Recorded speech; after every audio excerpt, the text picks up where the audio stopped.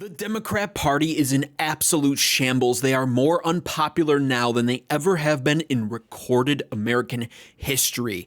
And the worst part for them, yet best part for any Republican American patriot, is that the Democrats don't seem to be learning at all. Not only are they making the same mistakes, but they're doubling down on these mistakes and making all new catastrophic ones as well. I'm going to expose all of that right now. But first, if you are a overly emotional, very sensitive and soft Democrat who had the misfortune of clicking on this video, I'm going to give you a chance right now in the form of 5 seconds to click off this video and find a safe space, because truthfully, you can't stomach what I'm about to show in this video.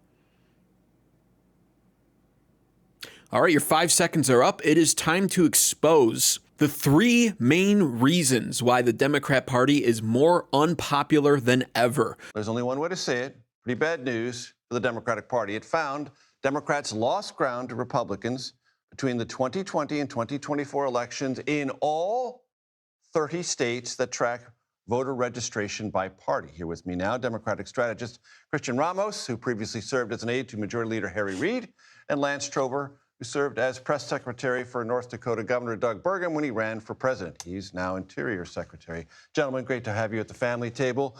Let me go through some of the numbers that were in the New York Times piece. So from 2020 to 2024, Christian, Democrats lost 2.1 million registered voters, and Republicans gained 2.4. Even I'm good enough at math to know that is a delta of 4.5 million voters, and the trend lines do not appear to be reversing. If anything, this calendar year, the New York Times said those trends are continuing. Look, it's you categorize that as yikes.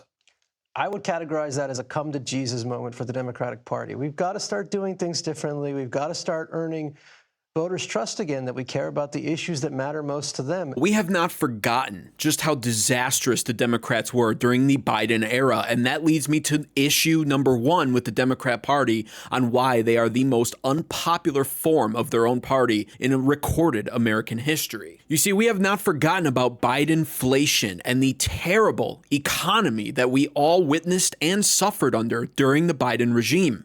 And while every single Democrat who's delusional enough to think Biden was a good president continues to blame Trump's former economy in his first term for the poor performing Biden economy, as well as blaming COVID and a whole host of other things, the rest of us look at it as Biden's problem, because that's exactly what it was. The mental gymnastics required for Democrat voters delusional enough to still be supporting their party and delusional enough to exonerate Biden of all guilt when it comes to the horrendous inflation that we saw during his presidential term is honestly laughable. This video right here is a reminder of that, where we had Ted Cruz back in 2023 basically pleading on television for the sake of his state when it came to Bidenflation because of how out of control it had gotten. And what we're seeing right now is the highest debt in history.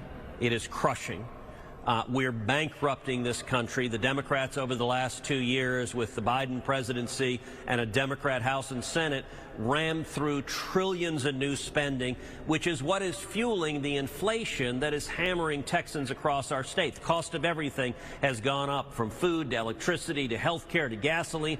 Everything is skyrocketing. And so I'm urging my colleagues in the Senate, my colleagues in the House, hold the line and extract real and meaningful reforms to help fix the problem, because what we're doing right now is wildly irresponsible, and it's hurting Texans and Americans across our country. And you know, here's the thing. They want to blame Trump's first term. They want to blame COVID for all of this. But at what point was Biden supposed to take charge of his presidency and make our economy better? At what point was that supposed to happen? Because it never did. At what point does COVID and Trump's first term cease to be an excuse for poor economic performance? And at what point do you hold Biden accountable? Should not, at the very least, 2023 and early 2024 have been getting better if Biden's economic policies were working? Because they weren't. And there's plenty of charts and graphs out there with data to show that. Here's one most people can relate to, being Americans and being extra fat. McDonald's price increase. By the way, I'm talking about myself here because I love McDonald's, and I can remember going through the drive-thru periodically and watching the evaporating dollar menu and watching the startlingly quick increase in menu prices happening there. I mean, take a look at this. The McChicken at the end of 2019, $1.29. And I remember at that time even being outraged that it wasn't just a straight up dollar anymore. Mid-2024, however, we're talking towards the end of Biden's presidency, thank Christ,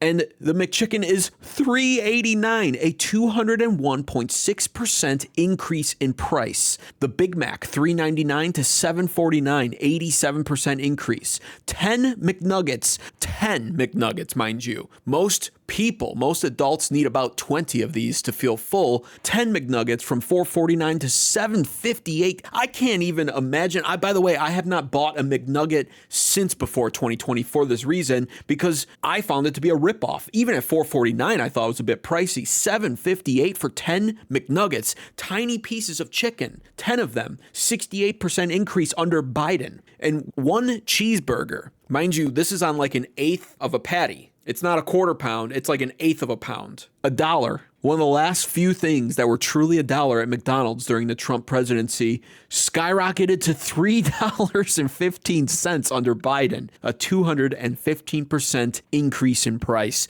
And it doesn't end there with McDonald's. We saw shrinkflation, mind you. This was all happening under Biden. You go down the cookie aisle and the Chips Ahoy cookie packages are smaller and more money. Chips, I remember potato chips, buying those. First they shrunk and stayed the same price. Then the shrunk product went up in price. And here is a great example of the grocery prices. This was originally shared by incredibly stupid liberal sources. They thought that this blue zone here highlighted during the Biden presidency, they thought this was actually supposed to be showing Trump's presidential effect on his second term.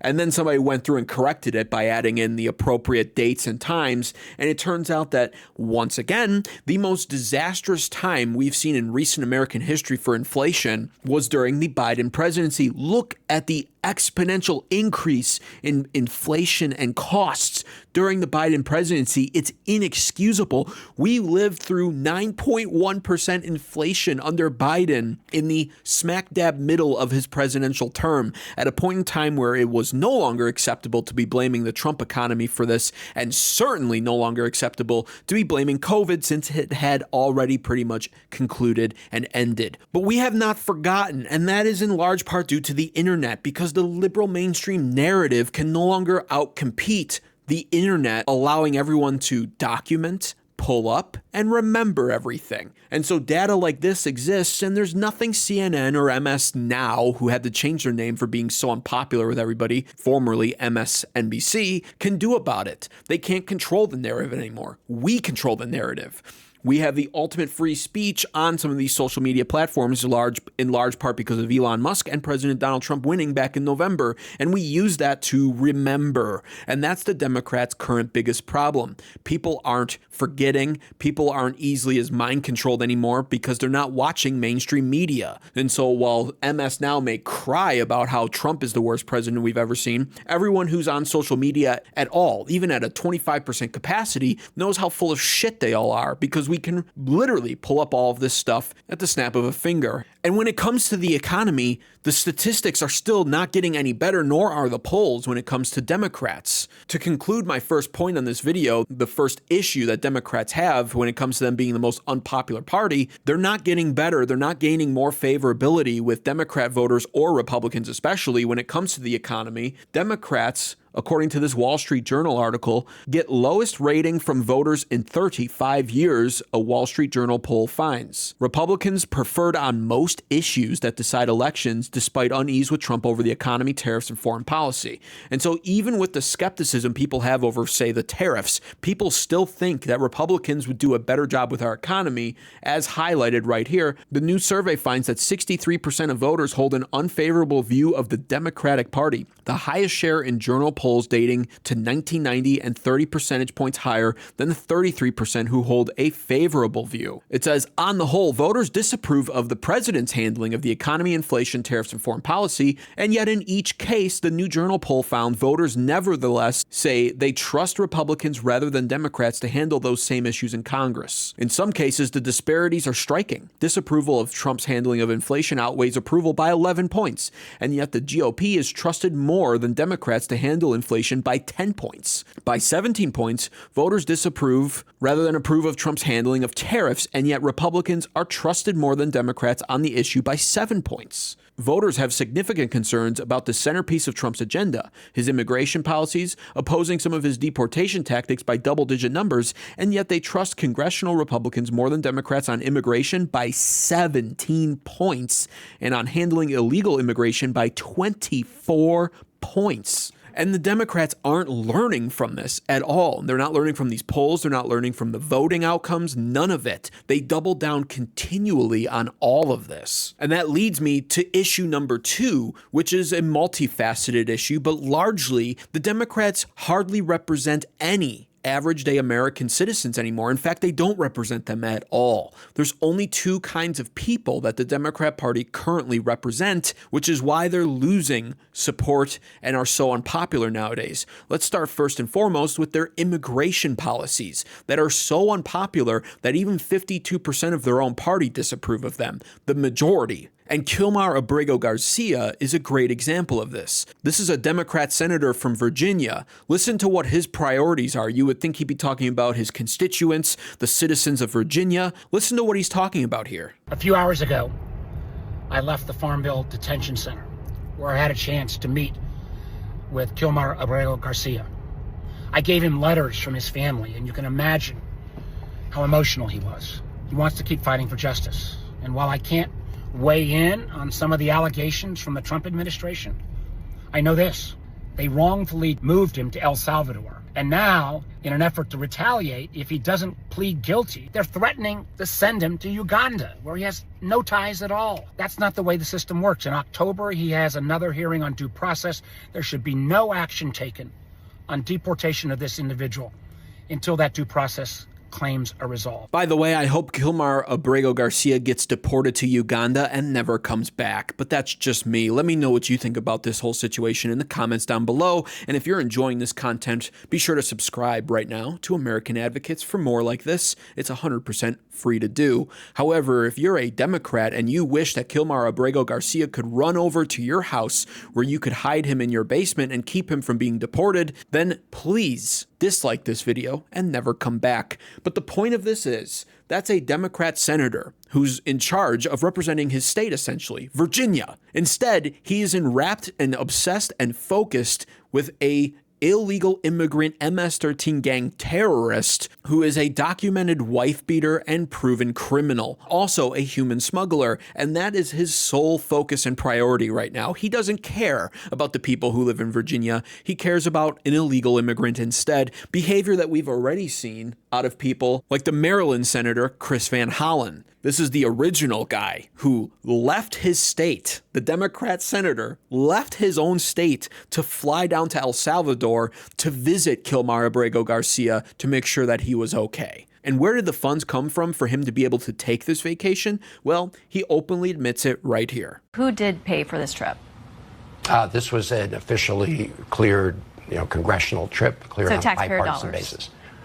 Yes, like every other trip. So not only are these Democrat senators not representing the American citizens who live in their state and are choosing to be more obsessed with an illegal immigrant instead, but on top of it, they're more than content to take the taxpayer dollars from the citizens of their state that they're not representing and use it to defend an illegal immigrant and even go visit him while he's in prison in another country. And they wonder why they're so unpopular. They're not representing what they're supposed to be representing. And what they're doing, honestly, is actually sickening if you're willing to freely admit that to yourself. Meanwhile, the Republican Party, which has been increasing in popularity, has been making up for the voters that the Democrats seem to be losing. This is their stance on Kilmar Abrego Garcia, courtesy of the border czar, Tom Homan. He's a significant public safety threat. You got it right. He's a gang member, designated terrorist.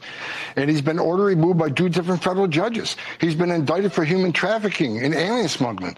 He's a bad man, and I'm telling you, I'm giving you my word. He will be deported from this country. I got my teeth in this thing. I'm not letting it go. So he's going to either Uganda or any other country we decide to send him to. What is the evidence that he can present that he's going to be persecuted because of his race, religion, and political affiliation? He's got to present that evidence. He doesn't have evidence. So if the judge rules on the law, he's gone. That is the stance right there that is actually the most popular with everyday American citizens. And that likely includes, once again, the 52% of Democrats who don't even support their own party's immigration policies and actually approve of the deportations that the Trump administration is carrying out. We don't want people like Kilmar Abrego Garcia in here. And the fact that Democrats haven't picked up on the fact that it is an incredibly horrendous image to watch them parade around a documented wife-beater MS-13 gang terrorist human trafficker and try to keep him in our nation is exactly the reason why the Democrat Party is doomed. On top of that, they're very likely to actually not win the midterms because of how atrociously tone deaf they are when it comes to the American people. They were banking so hard on not needing the American people during the Biden administration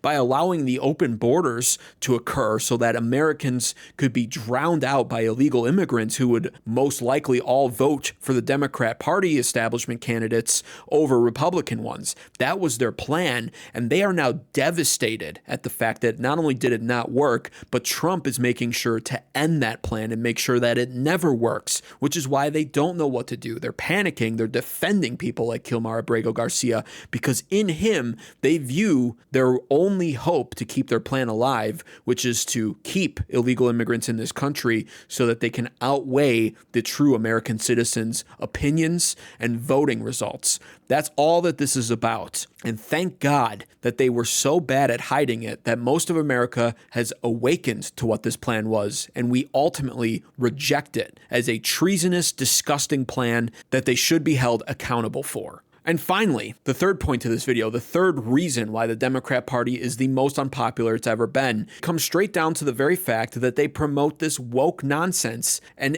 it has become so ingrained in their party. It is virtually their religion at this point, a cult of theirs, that they cannot deny it. They cannot help themselves but be incredibly obsessed by it all and continue to defend it no matter what. And this has been highlighted with this Minnesota school shooting at the hands of a transgender, a man pretending to be a woman wearing woman's clothes who changed his name from Robert to Robin. Go figure, goes and shoots up a Catholic school. And what do the Democrats do during this event? How do they handle this? What are their talking points? Is it all about comforting the parents the best way that they can who lost children in this school shooting? Is it all about praying for the families of the children who were victims of this school shooting? Is it all about denouncing the school shooter? No, actually, it's not. Listen to how despicable this gets. This morning, Minneapolis Democratic Mayor Jacob Frey also facing backlash after critics say he rushed to politicize the attack and feel he showed more sympathy toward transgender people than the Catholic community.